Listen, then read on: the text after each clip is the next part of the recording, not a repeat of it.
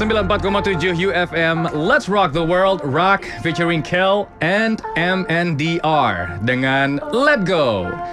Masih di Promom Si Lovers, dan tamu saya di pagi hari ini adalah, atau di siang hari ini adalah Roslina Ferauli, MPSI, seorang psikolog anak, remaja, dan keluarga. Yang akhirnya bisa hadir juga untuk barengan ngobrol-ngobrol di sini. Udah rame banget deh. Kita udah ngomongin dari sosoknya sampai akhirnya bisa menjadi seorang psikolog. Kemudian sekarang ini juga you have a family of your own gitu ya. Iya, Rif. Gimana sih hubungannya? Ini seru nih ya. Gue sama suami gue ini adalah teman lama sebetulnya. Oh gitu. Jadi kita forever friend forever. Enggak. Jadi ketemunya itu dulu zaman kuliah tahap tingkat pertama ya, tingkat 1. Dia di teknik UI.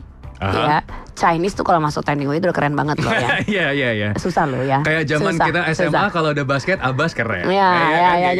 Jadi itulah kira-kira ya. Nah, jadi gue punya teman di ekonomi, di teknik dan lain-lain. Nah, salah satunya suami gue ini. Ya, yang menarik dari dia adalah orangnya cerdas gitu. Dan sangat sederhana. Super sederhana. Malah kalau teman-teman gue dulu yang di psikologi suka ngetawain, maksudnya yakin lo kok kayaknya kuper banget bukunya. Kayak culun banget. Nerd gitu. Ya beneran nerd. Wah, karena ini seleranya nerd gitu pokoknya. Gue punya label jadinya adalah seleranya nerd. Yang matanya sipit, yang kulitnya putih dan nerd gitu. Nah, seiring berjalannya waktu kita deket ya. Kita udah kenal tahun 95 ya. 95, jadian tahun 98. Tahun 2004 karena dia punya urusan ngembangin bisnis sendiri pada saat itu, kita sempat terpisah dan ya udah putus gitu loh. Putus ya, gue kiri kanan cari arah hidup, arah mata angin gitu. Gak mau sendiri lah ya.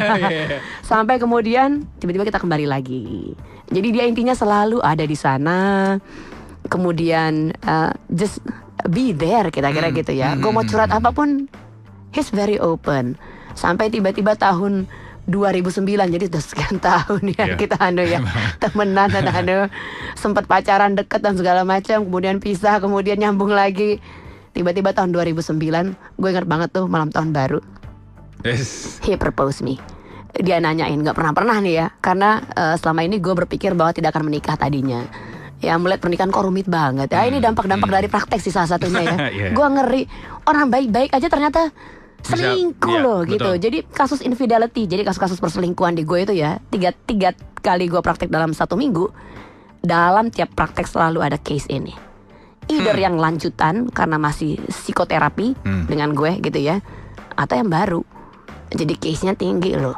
Orang mau akuin atau enggak, case-nya tinggi menurut gue. Dan ini pasti masih di iceberg. Oh iya. Jadi more than that di luar sana, yang nggak tahu sama siapa aja gitu. Nah, itu yang salah satu yang bikin gue enggan nikah tadinya. Tapi setelah di review tiba-tiba tahun 2009 itu nginget umur, gila nanti nggak punya anak. Tiba-tiba sadar boleh deh gitu. Antar galau juga tuh, antar galau. Padahal kita udah beli rumah sama-sama tahun 2005. Oh gitu. Udah ada rencana ke sana tuh? Udah ada. Rumahnya udah ada. 2007 maaf. 2 tahun sebelumnya. Jadi 2007 beli rumahnya. Ya, ini don't do this ya. Jadi untuk semua perempuan karena bahaya, berisiko sekali. Iya, risikonya ya. Ya, lu udah bangun, lu renov sampai 2 tahun. Ragu-ragu juga gitu. Antara ya enggak. Akhirnya dicari tanggal baik. You know what? Tanggal baiknya itu Februari. Oh ya? Kalau enggak nanti bulan-bulan akhir tahun, mau menuju akhir tahun nanti. Dengan tipe gue yang runway bride gini. Let's go, kita Februari pertengahan. Jadi 21 Februari waktu itu. Ya menikah lah gitu. Oh hebat, ini kisahnya seru nih kalau bikin film cepat nih. Dan kita biayai sendiri. Karena mau mengurangi konflik dalam 2 keluarga besar. Maklum suami gue Chinese dan Buddha tadinya. Gue Batak dan Muslim. Batak Muslim tahu sendiri kan, keras banget. Kerasnya gak tahu, padahal ibadahnya segitu-segitu juga, tapi keras aja gitu. Nah, mengurangi konflik-konflik seperti itu. Jadi kalau ada orang yang curhat ke gue nih sebagai klien, berat banget mbak, kita udah beda agama, tapi satu suku masih kurang berat dengan case-nya saya. Dan kami tetap jadi nggak ada yang ngutak-ngatik pernikahannya. 2 keluarga ketemu tepat semalam sebelum pernikahan. Kita adakan di salah satu hotel di dekat Senayan waktu itu. Ya udah, kita biayain sendiri, semuanya kita danain. Keluarga tinggal datang ke salah satu butik desainer terkondang lah pokoknya, yang bisa sebulan jadi bajunya direnov sama dia. Udah, kita biayain semua sendiri. Dan semua keluarga saking gak enaknya ngasih amplopnya gede-gede.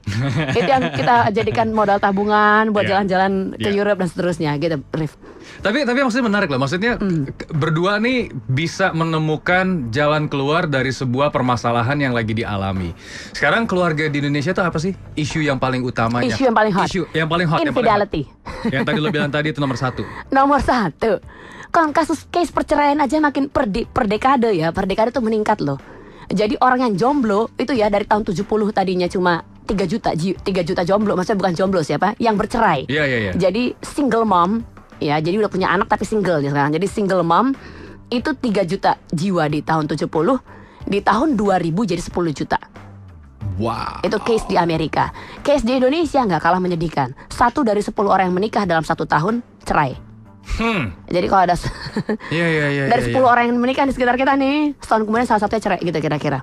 Itu besar sekali case ini. Karena kayak gitu ya, maksudnya kayak kalau sekarang nih kita bekerja betul-betul untuk mengumpulkan tanda petik kekayaan lah gitu kita bilangnya.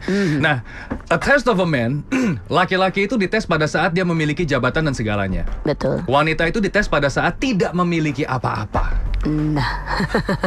Terus gue ngeliatnya sekarang, oke, gue mesti gimana dong sekarang nih kalau ngeliat seperti sekarang ini gitu. Nah, tadi jangan keliru ya. Infidelity alias perselingkuhan nantinya bukanlah yang mengakibatkan perceraiannya loh. Jadi behind infidelity tadi. Jadi infidelity ini sebetulnya sebuah akibat sebetulnya. Iya. Manifestasinya berarti kan. Jadi sebuah sebab. Sebab-sebabnya apa tuh? Ternyata paling banyak case-nya adalah masalah keuangan. Oke, ini diakuin atau enggak, meskipun nanti kalau kita kumpulkan dalam FGD, Focus Group Discussion, pada ngaku tentang masalah UUD, ya, dan UUD itu selalu keluar at the end dari konseling saya dengan pasangan-pasangan. Tetap ujung-ujungnya gini, ketidakpuasan terhadap pendapatan salah satunya. Oke, ya. Pasti ya untuk si yang diharapkan jadi breadwinner alias jadi penafkah utama gitu. Itu utamanya dari situ ya sekarang. Sering. Lo kalau bisa lihat sekarang Lovers gue lagi gosok-gosok muka sekarang nih, bener-bener.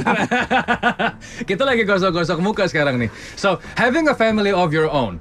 Sekarang juga sudah berempat ya, bertiga, sekarang juga sudah berempat. Beberapa bulan yang lalu melahirkan yang kedua, boy lagi, jadi menjadi yang paling cantik di rumah. Amin. Benar-benar jadi paling cantik di rumah. Ada nggak beberapa hal yang betul-betul didapatkan pada saat dibesarkan dulu, diterapkan di rumah sendiri juga sekarang? Sebagai seorang psikolog kan lo pasti ngeliat gitu kan? Pastinya, Rif.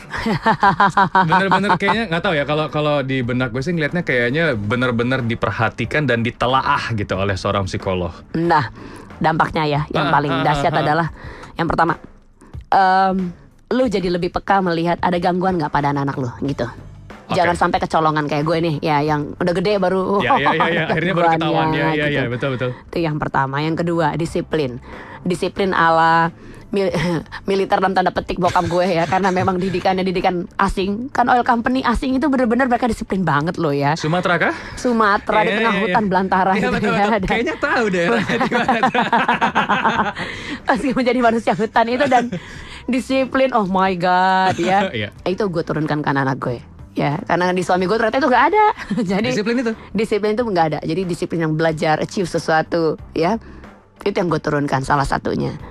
Dan yang terakhir tadi, ya gue ngajarin ke anak-anak gue tetap cinta lingkungan gitu. Cakep. Saya tertarik nih Lovers dengan membicarakan mengenai mimpi. Kamu tuh punya mimpi akan diri kamu sendiri dan juga mimpi akan keluarga kamu. Itu berbeda dengan mimpi saya dan mimpinya seorang Vera. Itu beda. Nanti kita akan lanjutkan lagi ngobrolnya Lovers. Jadi tetap di 94,7 UFM. Let's rock the world, karena saya juga tamunya sekarang ini adalah seorang psikolog yaitu Roslina Ferauli.